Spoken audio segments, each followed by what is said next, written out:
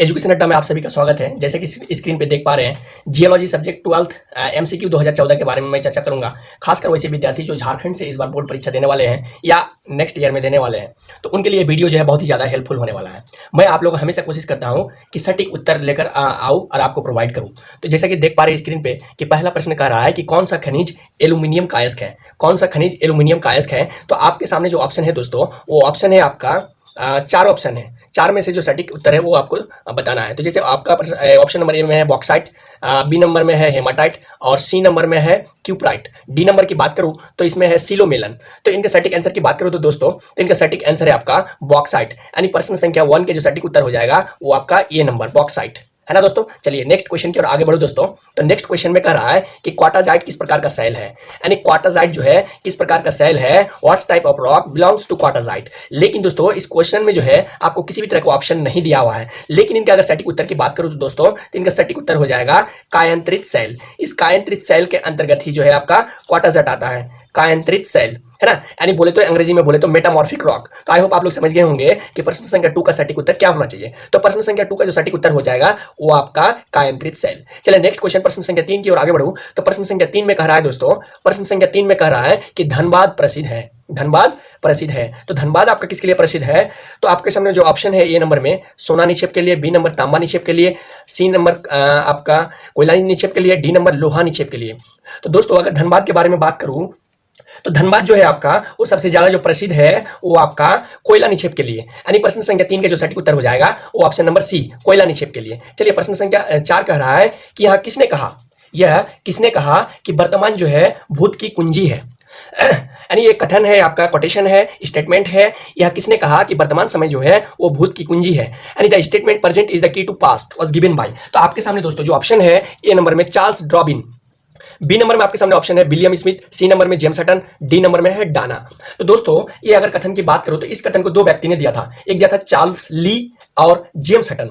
और जेम्स हटन जो है आपका जियोलॉजी के फादर भी कहा जाता है, यानी जियोलॉजी के जनक जो है जेम्स हटन कहा जाता है। लेकिन आपका सबसे पहले जो ये स्टेटमेंट दिया था वो चार्ल्स ली ने दिया था। लेकिन यदि आपके सामने ऑप्शन चार्ल्स ली नहीं है और जेम्स हटन है तो आपका सटीक उत्तर जेम्स हटन हो जाएगा। अगर जेम्स हटन नहीं रहता है और ऑप्शन में चार्ल्स ली रहता है तो सटीक उत्तर चार्ल्स ली होगा। लेकिन प्रश्न संख्या 4 के अकॉर्डिंग अगर ऑप्शन के अकॉर्डिंग देखा जाए तो आपका सटीक उत्तर आंसर हो जाएगा आपका सी नंबर, यानी जेम्स हटन। तो प्रश्न संख्या 4 का जो सटीक उत्तर हो जाएगा James Hutton, option number C. चलिए प्रश्न संख्या 5 की ओर आगे बढ़ो दोस्तों। तो प्रश्न संख्या 5 में कह रहा है कि जीवाश्म विज्ञान, आपका जीवाश्म विज्ञान जो है, चलिए जीवाश्म विज्ञान जो है भूविज्ञान की वह शाखा है जिसमें अध्ययन किया जाता है, यानी भूविज्ञान के अंतर्गत जीवाश्म विज्ञान में क्या अध्ययन किया जाता है। तो मैंने बताया था जीव जंतु एवं पादपों के अवशेष के बारे में विशेष रूप से अध्ययन होता है। तो आपका यहाँ जो ऑप्शन के अकॉर्डिंग हमको सटीक उत्तर लगाना है। तो ऑप्शन नंबर ए में कह रहा है विभिन्न प्रकार के खनिजों का, ये आपका तो जीवाश्म के अंतर्गत नहीं आएगा, ये मिनरोलॉजी चला जाएगा, यानी ऑप्शन नंबर ए नहीं होगा। संस्तरित सेल कह रहा है, ये आपका स्ट्रैटिग्राफी के अंतर्गत आता है।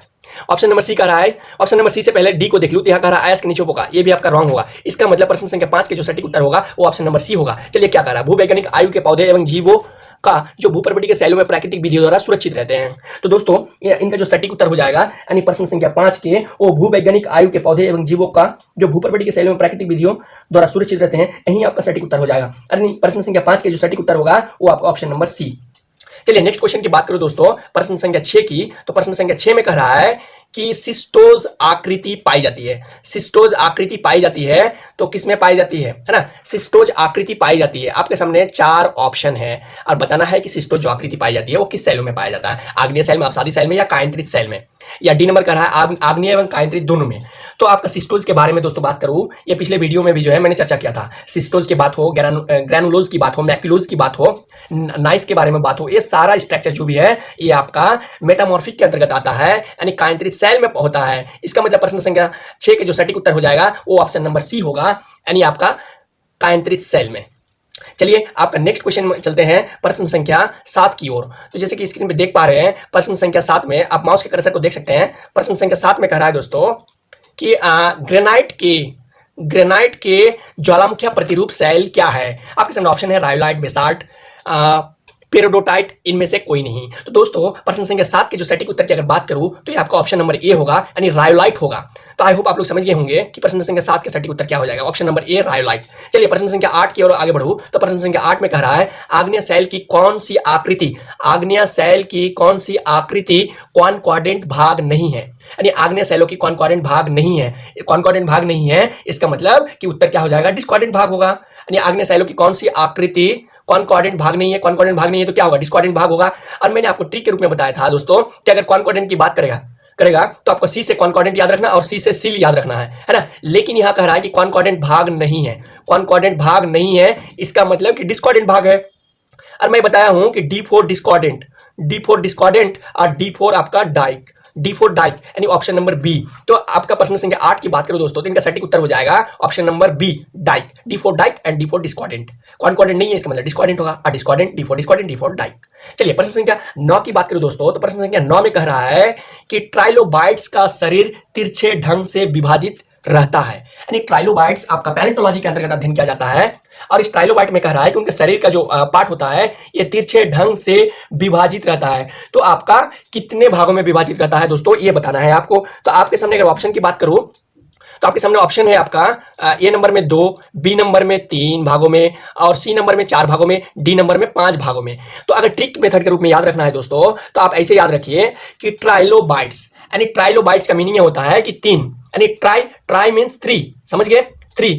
तो आपका 3 मीन्स 3 होता है। तो आपका ट्राइलो से याद रखना है 3, यानी टी से ट्राई, टी से ट्राई और टी से 3। तो ट्राइलोबाइट्स को जो है, ट्राइलोबाइट्स का जो शरीर है वो तिरछे ढंग से 3 भागों में विभाजित किया गया है। यानी प्रश्न संख्या 9 के जो आपका सटीक उत्तर हो जाएगा वो बी नंबर होगा, यानी 3 भागों में दोस्तों। चलिए तो प्रश्न संख्या 10 की बात करूं दोस्तों, ये आखिरी क्वेश्चन है प्रश्न संख्या 10। तो प्रश्न संख्या 10 में कह रहा है दोस्तों कि इनका जो सटीक उत्तर होगा, इनमें कह रहा है आर्टिकुलेट ब्रैकियोपोड, आर्टिकुलेट ब्रैकियोपोड जो है, आर्टिकुलेट ब्रैकियोपोड के कवच दोनों बल्ब जुड़े होते हैं, दोनों बल्ब आर्टिकुलेट ब्रैकियोपोड कवच के दोनों बल्ब जुड़े होते हैं। ऑप्शन में जाने से पहले मैं चर्चा करूं दोस्तों कि ये जो आपका ब्रैकियोपोड है इनको 2 भागों में वर्गीकृत किया गया है, एक आर्टिकुलेट और दूसरा जो है इनआर्टिकुलेट। तो यहाँ आपको ऑप्शन में क्वेश्चन में आर्टिकुलेट है, समझ रहे हैं, आर्टिकुलेट है। लेकिन आपका मैंने क्या बताया कि ब्रैकियोपोड को 2 भागों में डिवाइड किया गया है, आर्टिकुलेट एंड इनआर्टिकुलेट। तो आर्टिकुलेट के अनुसार अगर देखा जाए तो इनका जो ब्रैकियोपोड के जो आपका कवच जुड़े होते हैं या बल्ब जुड़े होते हैं ये आपका हिंज द्वारा जुड़े होते हैं। यानी ऑप्शन नंबर 10 का जो ऑप्शन नंबर होगा वो आपका सी नंबर सही है, यानी हिंज द्वारा। समझ पा रहे हैं, ये आपका प्रश्न संख्या 10 के जो सटीक उत्तर होगा वो सी नंबर होगा, यानी हिंज द्वारा। लेकिन वही प्रश्न में अगर कहे आर्टिकुलेट की जगह इनआर्टिकुलेट लिखे तो आपका मांसपेशियों द्वारा होगा, समझ रहे हैं। अगर कहे इनआर्टिकुलेट द्वारा जुड़ा हुआ रहता है तो मांसपेशियों द्वारा, अगर प्रश्न में कह रहा है कि आर्टिकुलेट ब्रैकियोपोड तो आपका फिर सटीक उत्तर हो जाएगा हिंज द्वारा, समझ रहे हैं। अगर ऐसे पूछ दे आर्टिकुलेट रहे और ना रहे और ना ही आपका इनआर्टिकुलेट रहे, अगर इनआर्टिकुलेट या आर्टिकुलेट नहीं रहता है, सिर्फ ब्रैकियोपोड के कवच के दोनों बाल जुड़े होते हैं तो आपका ए और सी दोनों हो जाएगा, समझ रहे। अगर इंडिकेट ना करे आर्टिकुलेट एंड इनआर्टिकुलेट, अगर इंडिकेट नहीं करता है तो ऑप्शन नंबर ए सी दोनों हो जाएगा। लेकिन आपका प्रश्न में यहाँ इंगित कर दिया है कि आर्टिकुलेट ब्रैकियोपोड के कवच दोनों बल जुड़े होते हैं किनके द्वारा, सी नंबर ऑप्शन हिंज द्वारा। तो प्रश्न संख्या जो आपका 10 है इनका सटीक उत्तर हो जाएगा सी नंबर यानी हिंज द्वारा। तो चलिए आई होप आप लोग समझ गए होंगे दोस्तों। नेक्स्ट क्वेश्चन जो नेक्स्ट वीडियो में लेकर मिलूंगा 2015 के एमसीक्यू के बारे में। बहुत ही जल्द जो है मैं इंग्लिश मीडियम में भी आपका एमसीक्यू लेकर आऊंगा। तो आप लोग हमारे चैनल से जुड़े रहिए ताकि वीडियो जैसे ही अपलोड हो जियोलॉजी से रिलेटेड या कोई अन्य सब्जेक्ट से रिलेटेड तो सबसे पहले वीडियो का नोटिफिकेशन आपको मिल जाए। धन्यवाद।